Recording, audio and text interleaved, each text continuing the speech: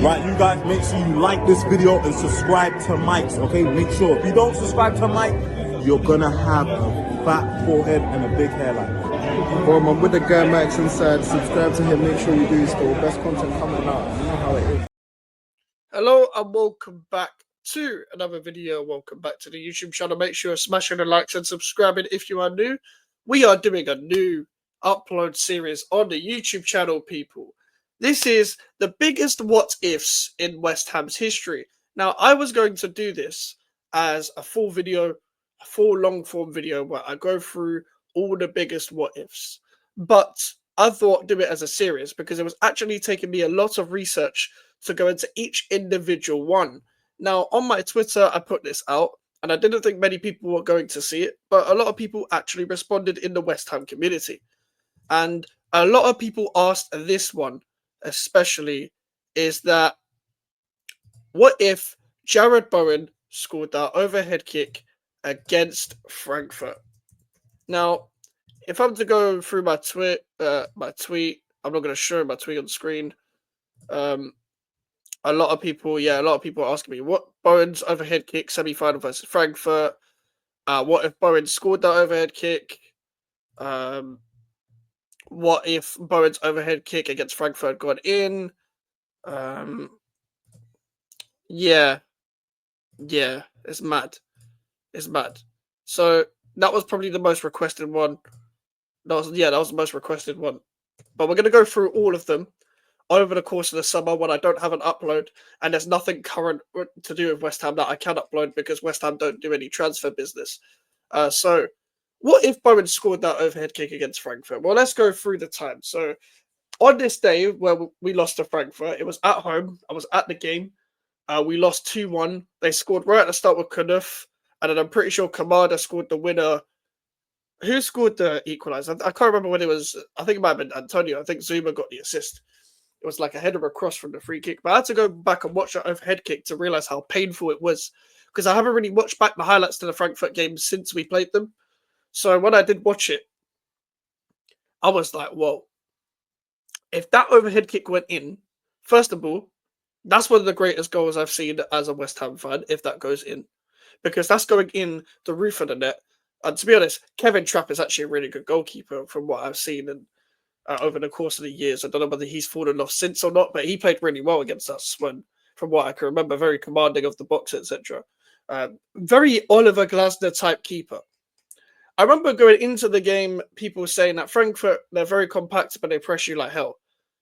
And that is a Glasner side. They had Kostic, they had Knuth on loan from Dortmund, they had Kamada, they had even Ndicka in the second leg, because their actual centre-back that replaced him in the first leg was having a hooner and got taken off very early. Glasner's never afraid to take someone off. Rafa Borre, etc. Kevin Trapp, as I mentioned. That was a really good team at the time. But it still only would have taken us to 2-2. And when you're in the home leg, you want to be taking the lead, especially if the home leg is first. When you're in the European competition or Carabao Cup or whatever competition that has two legs. You don't really want to be drawing or even one goal ahead when you're trying to beat someone at home in the first leg. We saw that with Sevilla. Sevilla went 1-0 up against us and we beat them 2-1 at our ground. The only time that people would use the same argument like, well, Mikes, we drew with Lyon 1-1 at home and then we beat them 3-0. Lyon are a way worse team than Frankfurt. They were very naive, and Frankfurt weren't as naive. Frankfurt were gettable. I do believe in that, but at the same time, the best team did win that competition on the thing at the time. So I can't really even be salty about it at the time. But when we took it to 2-2, would we have come up with a better game plan to beat Frankfurt at their stadium? I don't think our players would have caved into the pressure of the exactly the intimidation that comes with the factor of playing at that stadium, nor do I think that Aaron Cresswell would have got that red card, because the reason why I think Aaron Cresswell got that red card as well, as much as I do blame him, is that we did go man-to-man with them. Moyes' game plan when he comes up against a three at the back is to match up with them, whether we're playing 5 defenders or he tells a winger to track back to one of the wing backs. But in this case, Pablo Fornals, that was his job. And then Ben Rama will tuck in as a left 10 with Jared Bowen, and Sufa will go high up the pitch and Fornals and Cresswell will work together like it's Fornals essentially playing the Masuaku role, as I like to call it, in this Moyes system. This is when the Moyes system was really good. He used to tweak it for every other team instead of just being one-dimensional against every other team. And it was actually a really good game plan, in my opinion. I actually had nothing wrong with the game plan. I was a very big Moyes inner at his stage as well, so I was kind of backing up pretty much most of his game plans at times. But I was very interested in what he was doing tactically and stuff. But the problem is as well, I think what didn't help with going man to man with Frankfurt was the fact that we went with kind of like three defenders off the ball. It was three centre backs, so Cresswell, Zuma, and Dawson. None of them have pace, and all their attackers that they matched up with us on that have pace and mobility, which is what our defenders struggled with. And it put Cresswell in an isolated situation. So it does not help. It does not help whatsoever. However,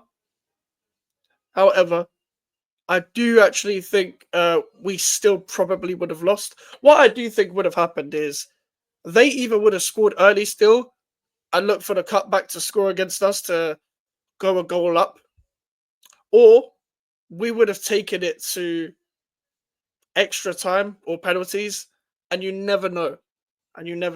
So that's what I personally think would have happened. Let's say we beat Frankfurt, for example. I do think we win the Europa League, but I will use that as a separate one is that because someone asked me to do what if West Ham United won the Europa League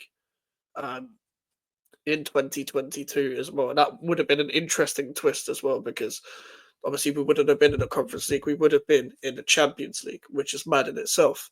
But in my opinion, when you're coming up against a team like Frankfurt, who are that European, like universally sort of tactically astute and have decent know-how on the day and stuff, and they can switch it up tactically, whether they can sit deep in their 5-4-1. We've seen it with Glasgow now at Palace. He's pretty much got the same tactics.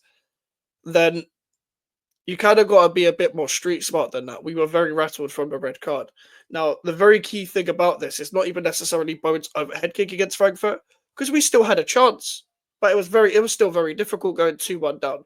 It's just when we went down to 10 men, it was over from then. And then instantly, they came back to the edge of the box to score another goal. So, that's the difficult part of that.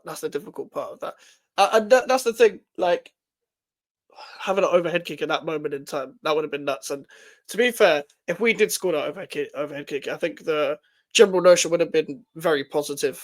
And to be fair, a lot of fans would have forgotten the fact that we just got popped off the park by this Frankfurt team for the rest of the game. Basically. And we would have taken the almost delusional hope that we could go to their ground and do something. I think it's very good that if the overhead kick did go in, for example, and we took it to their ground, they wouldn't have been able to do the whole, oh, we're one goal up, we're going to slow the game down, we're at home, etc. You got to come out and play against us, and then we're just going to pop off and find the ball in behind, etc., and then score. So, to be fair, that could have happened as well.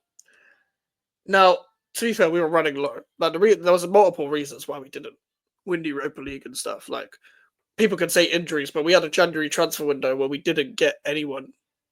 I'm pretty sure we signed no one. We were linked with Lingard. Man United didn't want to sell Lingard to us as we were competing with them in the league at the time. And they didn't want to send him to Newcastle either for whatever reason. We made some phantom bids for Rafinha, Calvin Phillips, and Darwin Núñez at the time as well. Leandro Trossard. These were players we all bidded for in January and stuff as well. We was interested in Saleta Sarr as well, and that didn't happen. The centre-back, we needed a fourth-choice centre-back at the time as Angelo Ogbonna was ruled out for the rest of the season. We was running low on centre-backs as we had an injury-prone Kurt Zuma, and our only other centre-backs was Issa Diop and Craig Dawson at the time. So, to be fair,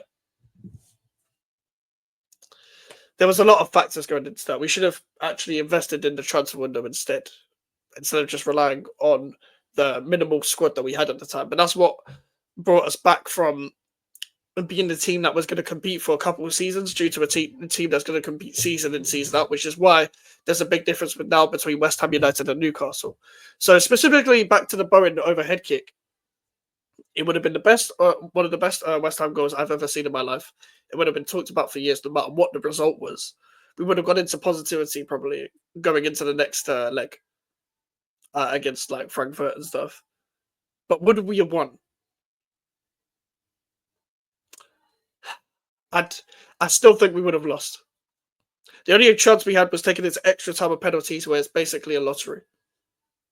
Maybe we could have masterclassed at 0-0. To be fair, if we're taking it to draw, Moyes would have gone more conservative. I think he would have gone for the extra time, and then we would have tried to shit out some penalties. That's what I reckon would have happened. But I can't give you like a ultimatum or an outright result of whether we would have won the game or not. But listen, people, make sure to leave a like on the video. Hope you like the first episode of the new series. But we will be bringing more in the future. I will do more research into the other ones that were suggested as well. And yeah, make sure to smash a like, subscribe to your new social medias in the description if you want to follow me and email for any queries. And yeah, we'll be back again tomorrow. Take care and peace.